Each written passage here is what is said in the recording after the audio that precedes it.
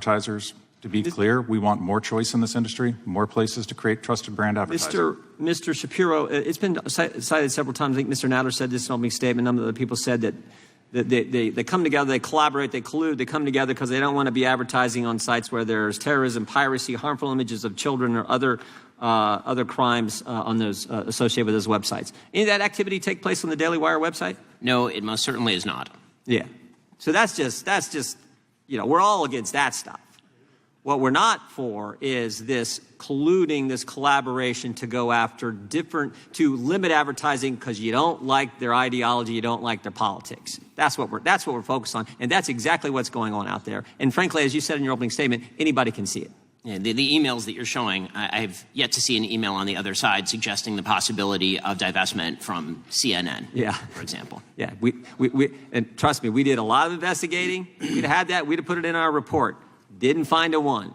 Didn't find a one. It was all targeted in one direction, and they say it in their charter document.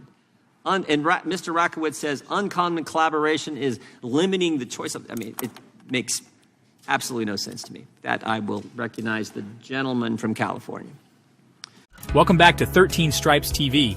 Congressman Jim Jordan and Ben Shapiro are stirring the pot, claiming that major advertisers are unfairly avoiding conservative platforms like the Daily Wire. They argue it's not about harmful content or illegal activities, but pure ideological bias. Shapiro points out that the Daily Wire reaches 50 million viewers in just 90 days, with a prime demographic 44-year-olds, including 25% women. That's a goldmine for advertisers. Yet, companies like the Washington Post and The View get the ad dollars. Why the disparity? Advertisers like Mr. Patel and Mr. Julian admit they don't know if their clients advertise on the Daily Wire, even though their audience aligns perfectly with their targets. Jordan and Shapiro smell something fishy and are pushing back. Get to the truth. With that, Mr. Chairman, I'm going to yield you the balance of my time. Mr. Patel, Unilever ever advertised on the Daily Wire? Have you guys ever advertised there? Not sure if we've ever advertised, and I don't know the answer to that. Mr. Julian, the companies you represent ever advertise on the Daily Wire? Not that I know. Not that I know of, but if they wanted to, we would happily do it. If they wanted to, but you don't know that any of them have. Yeah.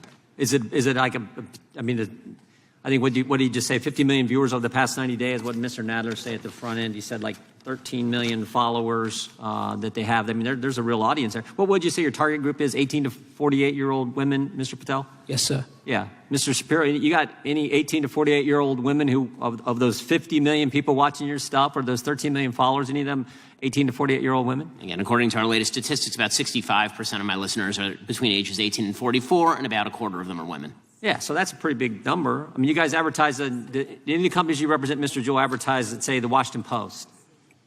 Yes. Do you advertise on The View? Yes. Mr. Patel?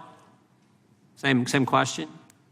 We tend to invest less than 1% on any news. That wasn't the question. Do you advertise on The View? Do you advertise on Washington Post? Any left-leaning program or platforms out there? Do you advertise there? Yes, sir. Okay, so you do advertise there, but you got a huge market here you don't. I mean, that's sort of the point. Because someone earlier, the gentlelady from Vermont said this is all about business sense. Really? Because it seems to me if you got a platform where 50 million people are going to YouTube to see Mr. Shapiro's videos, you got 13 million followers, that's a pretty good, and a bunch of them are women. Bunch of them are women. Would the chair yield for a moment? It's not my time. It was yielded to me by Mr. Klein. So in fact, Mr. Klein yield for a moment. If Mr. Klein was here, I'm sure he would. But he's not. So I will try to get time. I know Mr. Fry's going to give me some more time. I need about 10 seconds. Oh, the gentleman has 10 seconds. Thank you. There was an allegation that Garmin and CISA were collaborating. That is untrue. There is no connection between Garmin and CISA. I yield back. Gentleman yields back. Okay. I think this is the point. Chair now recognizes the gentlelady from Wyoming.